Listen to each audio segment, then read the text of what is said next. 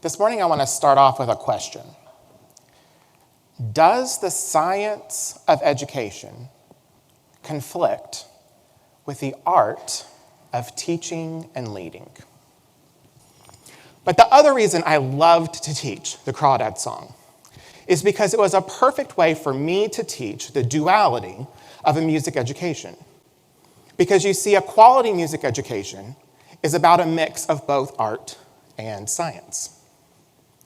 Through this song, I could teach my students about the art of music.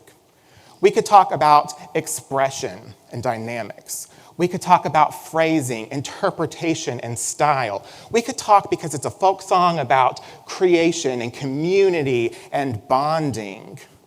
We could talk about entertainment and joy, because it would always have us laughing. And all of those elements are the art of music that we come to appreciate.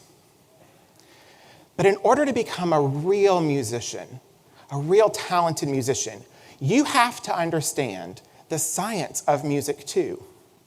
Because to me, art and science have always been intrinsic in my music classroom and in my teaching and leading as well. Because I think teaching and leading is also both an art and a science. Building relationships, building trust, that is an art, that is a craft that we hone and develop over time.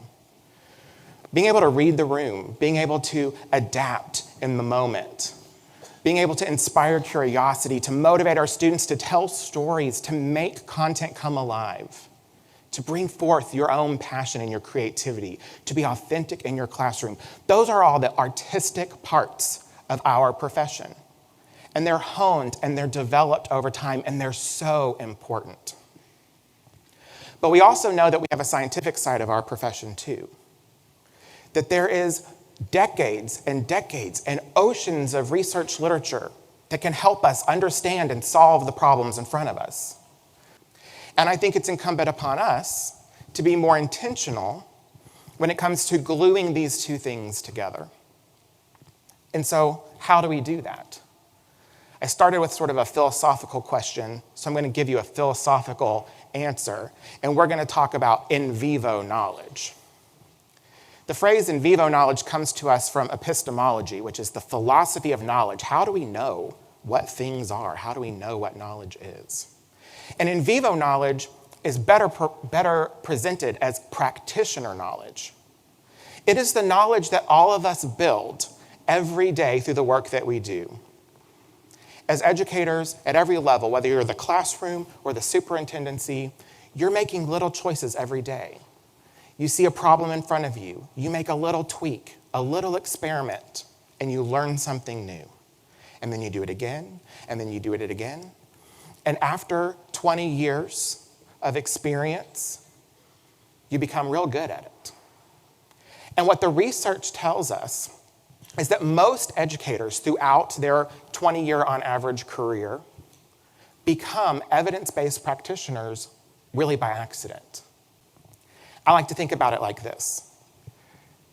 When we have data and evidence by itself, that's great. We use that to make a decision. That gets us a little bit further.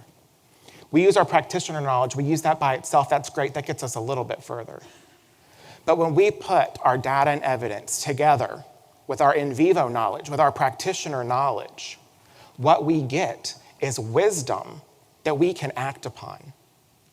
Wisdom that can drive our continuous improvement, that can push our whole field further together. And I call this the evidence-empowered educator method. This is a system of systems that helps us make evidence-based decisions part of how we do things. This isn't an extra thing that we do. It's minor tweaks to existing systems and structures that let us make evidence-based decisions every time automatically. There's 3 pillars here, and they're in no particular order, but I'm going to start with data analysis. Most of us have systems for data analysis, and I want to challenge you to push those systems further. In education, we collect mountains of data. Hundreds and hundreds of data points every day in every school, in every classroom. And are we really using that data as deeply as we could? I'm going to challenge you today and say I don't think that we are. The next phase of this is to build a research use system in your building. A research use system that allows you and your team to examine the most current literature about the problems that you're facing today. Because here's the secret. Your problems are not unique.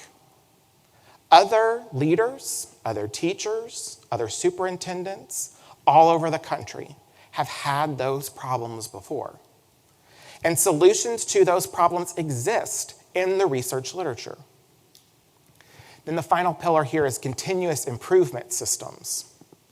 We build continuous improvement systems that track little tiny problems, and we solve those little tiny problems. And as we solve little tiny problems, we know from, again, about 20 years of research now into continuous improvement, that little problems solved become big solutions over time. And we feed our problems that were informed by our data, informed by that research through these improvement systems, things like plan, do, study, act cycles and action research cycles. We feed them through and we solve those problems. And in doing so, we create new data. We create new research that feeds back into the next continuous improvement cycle. So that these three systems become a decision-making engine in your building. As you develop these systems, you and your team will also evolve. Right now, most educators in our field exist on the far end of this spectrum you see on the screen. They exist in the consumer space. They're pulling research in.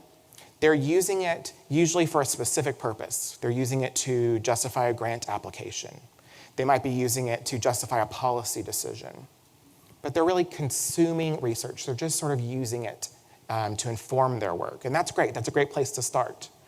But as this method, this system of systems really begins to ramp up in your school, you will see a change in yourself and your team. And you will move to the next phase where you will become a curator of evidence. You're no longer consuming it. You're no longer using it and just applying it. What you're doing now is you're pulling it together and sharing it with your friends and your peers. You become a curator. You go into the faculty meeting and you say, here's the decision we made, and here's the evidence that supports that decision. And once you become really good at curating research, the final step in this paradigm is to become a creator of new evidence. A creator of new evidence. And that's where the empowerment really comes into play. Because not only are you using evidence, but through your continuous improvement processes, through your PDSAs, through your action research, you are creating new knowledge that didn't exist before. And how cool is that? That there's new knowledge that came out of your brain, out of your computer, out of your school, out of your work. So I return to our question today. Does the science of education conflict with the art of teaching and leading? And I would posit to you today that no, it doesn't. In fact, one cannot exist without the other. That really skilled teachers and leaders know when to blend and how to blend the art and science of teaching and leading together to build the healthiest, strongest school systems possible.